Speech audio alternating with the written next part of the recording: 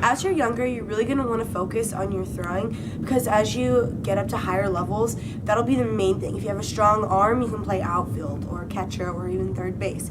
It really makes a difference how strong your arm is. So these are some basic things that you can do to help strengthen your arm and make sure that you have proper mechanics.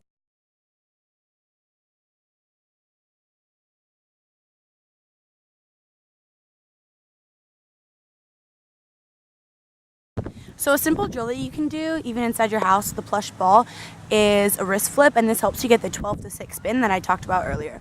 So you want to have your opposite leg up to your throwing hand, and your throwing hand knee down. That's what you want to be on. And then you're going to come and you're going to bring your glove underneath your elbow, and you're just going to simply flick the wrist. You're going to want the ball to come off of your 3 fingers that I showed earlier. I'm just going to want it to flow off of that. When you finish, you want your hand to be in a sort of a curved form when you finish your flip. And this is a simple drill that you can do with a parent or a teammate. You can do as many times as you want until you get your 12 to 6 spin. And even after you achieve your 12 to 6 spin, you want to continue to do the drill to maintain it. The turn and puke method is a method of throwing used by a lot of colleges and a lot of players because it doesn't damage your arm. A lot of people say to pull your glove when you throw, but this causes your arm to whip around, which causes damage right here in your arm, and you have to get surgery, and it's incredibly painful. So the turn and puke method is a way for your arm to make sure that you come around and over so you don't pull your arm and damage it.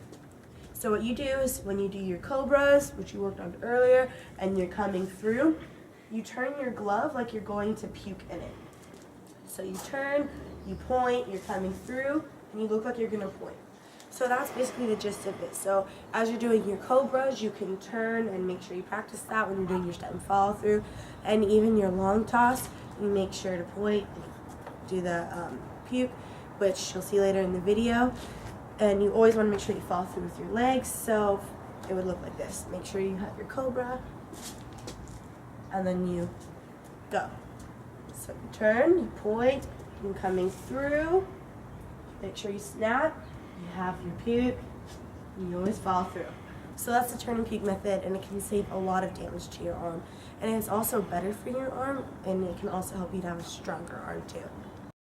So the next drill that you do after your wrist flips is called the cobra, and the reason for this is because when you get set, your arm should look like a cobra's head facing away from you, like you don't want the cobra to sting you. So as Sam's showing, this is how you're going to set up for the drill when you are about to throw it. And the reason for this, the reason that you look at your hand is so you know that your hand is set up properly to throw.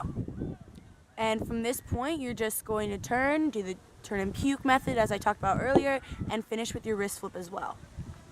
So you're just going to turn back, 90-degree angle, hand facing out, check to make sure that your hand's proper, then turn and puke, wrist flip, done. And you do this with a teammate, with your parent, if you're not at practice. If you have a squishy ball, you could do it against the wall at home. And this is just to make sure that your arm is really the proper mechanics, and so when you get older, you don't hurt yourself.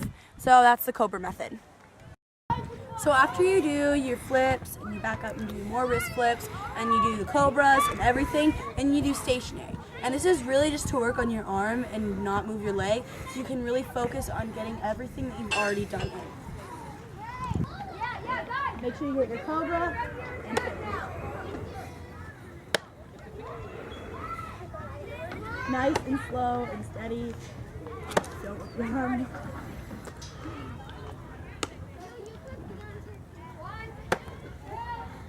So after you do all of your wrist flips, your cobras, everything, you put it all together in your step and follow through, which is when you just step and you throw and then you warm up for a little bit and then you back up even farther and eventually get to long toss, which I'll cover later in the video.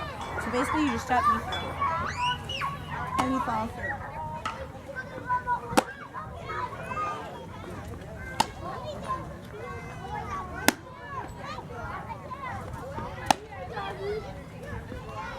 And you do this for as long as possible until your arm feels warm, and then you're ready to back up.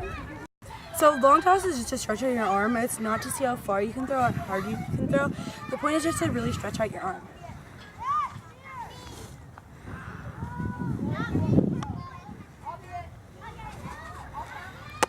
You want the high arc so your arm can go down and really stretch out completely, not your just throw to second base. So you really want the arc.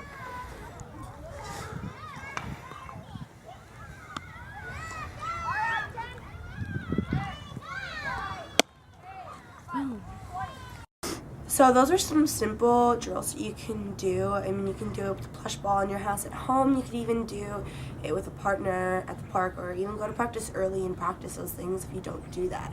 It will really help strengthen your arm and can really help you in the long run.